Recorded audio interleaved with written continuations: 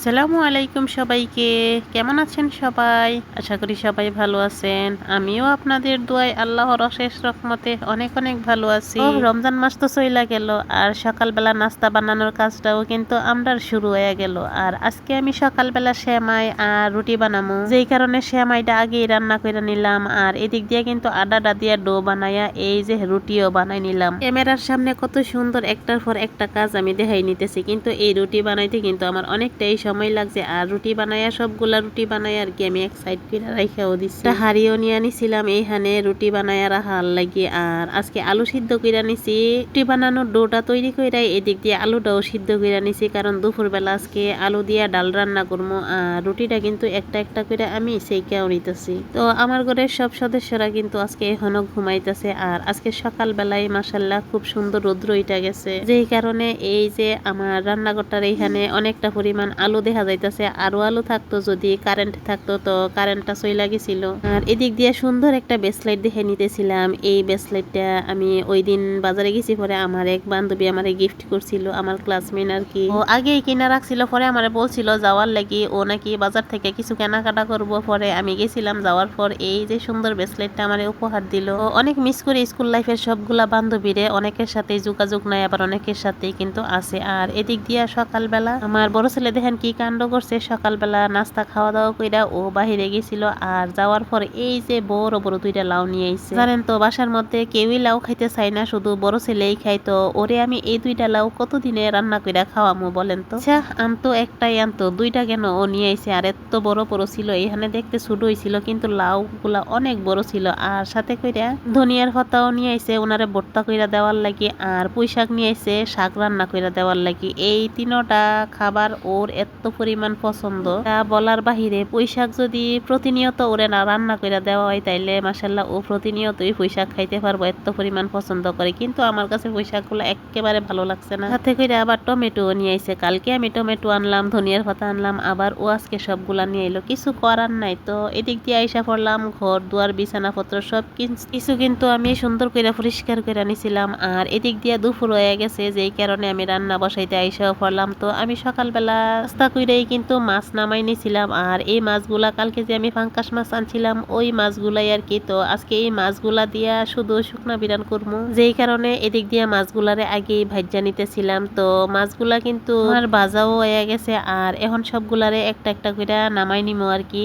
এই দিক দিয়ে কিন্তু মাছগুলারে নামাইও নিলাম। তো আমার ঘরে না পাঙ্কাশ মাছটা সবাই বেশি পছন্দ করে, কারণ এই মাছটার মধ্যে কাটার পরিমাণটা অল্প, আর বাচ্চারা বিশেষ করে বেশি পছন্দ করে। আর কার বাসার মধ্যে কি রকম পছন্দ করে আমি সঠিক জানি না, কিন্তু আমার আত্মীয় স্বজন সব বাসার মধ্যে আর কি, জাগো বাসায় বাচ্চা কাচ্চা আছে, সবাই নাকি এই পাঙ্কাশ মাছটা অনেক পছন্দ করে। তাদের কাছে বললেই কয় আমাদের বাসার মধ্যেও সদস্যরা আর কি এই পাঙ্কাশ মাছটা অনেকটাই পছন্দ করে। তো অনেকে এই পাঙ্কাশ মাছ খাইতে চায় না। তো বলতে বলতে কিন্তু এই যে আমার কিন্তু মাছ রান্নাটা হয়ে গেছে আর কি। তো আমি এদিক দিয়া ধনিয়ার পাতাও দিয়া দিলাম, দিয়া এখন সুন্দর করে নামাই নিমু। আর মাছ রান্না শেষ করে কিন্তু এদিক দিয়ে আইসা পড়লাম, আবার আরেক চুলার মধ্যে আরেকটা তরকারি বসাই দিলাম আর কি। এইটা হইছে করে ওই যে সকালবেলা আলু সিদ্ধ করে রাখছিলাম, বলছিলাম যে আলুগুলা দিয়ে আজকে আমি দুপুরবেলা ডাল রান্না করবো। আর এদিক দিয়ে কিন্তু এই যে ডালটা রান্নাও করে নিতেছি। আলুগুলাও দিয়া দিলাম, সাথে দিয়া দিলাম কয়েক টুকরা টমেটো আর কি। তো টমেটো না দিলে আবার তরকারিটা ভালো লাগে না। এদিক দিয়ে বড় ছেলে আইসা বলতেছে, আমি যে আজকে বাজার নিয়ে আইছি এইগুলার থেকে দিয়ে একটাও রান্না করতেছো না, এইগুলা দিয়ে তোমার তরকারি রান্না করতেছো। পরে ওরে বললাম আর কি যে মাছ এই যে আলু এইগুলা আমি সকালবেলায় বের করে নিছিলাম আজকে রান্না করার লাগি, এর ভিতরে না বইলা ওই যে তো রান্না করবো বিকেল বেলা সবগুলা কাইঠা, তারপর রেডি করে বিকেল বেলা রান্না করে দিমো। আর দেখবো এইগুলা তুমি কতদিন লাগাইয়া খাইতে পারো। এদিক দিয়ে কিন্তু আমার তরকারিটাও রান্না হয়ে গেছে। আর সকালবেলা কিন্তু আমি এই যে কাপড়ও ভিজাই নিছিলাম, নাস্তা রেডি করে এই কাপড়গুলা ভিজাই নিছিলাম, কারণ গোসলের সময় কাপড়গুলা ধুইয়া দিমো। তো আমার রান্না বান্না সব কিন্তু শেষ। এখন আমি এইখানে বৈশা বৈশা এই যে মোড়ার মধ্যে বৈশা বৈশা কাপড়গুলা ধুইয়া নিমো। অনেকটা সময় পর আবার ক্যামেরার সামনে আইসা পড়লাম। এই যে উজু কইরা আইসা পড়ছি একেবারে গোসল টোসল কইরা, এখন নামাজের মধ্যে দাঁড়াই যাবো। নামাজ পড়া তারপর বাদ বাকি কাজ নামাজও শেষ কইরা নিলাম। আর কালকে অনেকগুলা টমেটো আনছি, আবার আজকেও বড় ছেলে টমেটো নিয়ে আইছে। এতগুলা টমেটো কি রাখা সম্ভব? দুদিন টমেটো থাকতো না, টমেটো গুলা অনেকটাই নরম ছিল। আজকে বড় ছেলে যে এইগুলা নিয়ে আইছিল, তো এদিক দিয়ে কিন্তু আমি টমেটো গুলা কাইটা নিছিলাম। আর এদিকে দুইটার মধ্যে দুই রকমের টমেটো কাইটা নিছি। নিয়েছিলাম, একটা হইছে দেশি টমেটো আর আরেকটা হইছে হাইব্রিডের, একটা একটু টক আর একটা হইছে টক ছাড়া আর কি। তো এইগুলারে আমি এইভাবেই ফ্রিজে রাইখা দিমু, যখন শক্ত হইব তখন আবার নামায়া বক্সে বইরা রাইখা দিমু, তাইলে এইগুলা পরবর্তীতেও কিন্তু খাওয়া যাইব।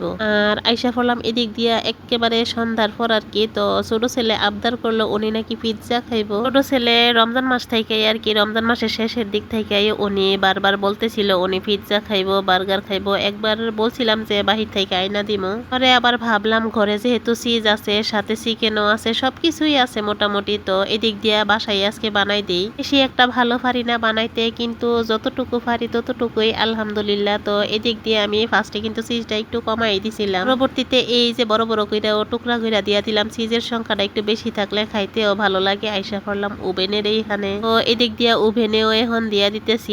আর আমি কিন্তু ডোটা মনে করেন রেডি কইরা বেশি একটা সময় রেস্টে রাখতে পারছি না, ডোটা বানানোর সাথে সাথে এই যে সবগুলা দিয়া এখানে রেডি কইরা ওভেনে দিয়া দিলাম। তো আগে থেকে প্রিপারেশন থাকলে অবশ্যই আপনাদের সাথে শেয়ার করতাম, তো আবার যদি বাসায় বানানো হয় তখন অবশ্যই আপনাদের সাথে শেয়ার করবো। তো ওভেনটাও কিন্তু আমি এদিক দিয়া চালাই দিলাম আর কি, এখন অল্প অল্প কইরা হইতে থাকুক। আর অনেকটা সময় পর আবার আমি আইসাও পড়লাম, ওভেনটা বন্ধ কইরা দিলাম, দিয়া দেখতেছি এইটা কি আনতে পারিনি, কিন্তু না, এত পরিমাণ গরম ছিল যে হাত দিয়ে আনাই যাইতেছে না। এই দিক দিয়া এই যে পিৎজা বানানোর ফাইনাল লুকটা আর কি, তো চিজটা কিন্তু অনেকটাই গইলা গেছে। আর আটাটা ডোটা যে করছিলাম এটা রেস্টে রাখলে অনেকটাই ফুলতো, তো রেস্টে রাখতে পারছি না, যেই কারণে আটার ডোটা ফুলছেও না আর কি, একেবারে রুটির মতন দেখা যাইতেছে। তো এদিক দিয়ে ছোট ছেলে বৈশা রয়েছে, তো ওনারে কাইটা দিতেছি। তো আজকের ভিডিওটা কিন্তু এই পর্যন্তই শেষ করলাম। আর ভালো থাকবেন সবাই, কিরকম হয়েছে অবশ্যই বলবেন। আল্লাহ হাফিজ।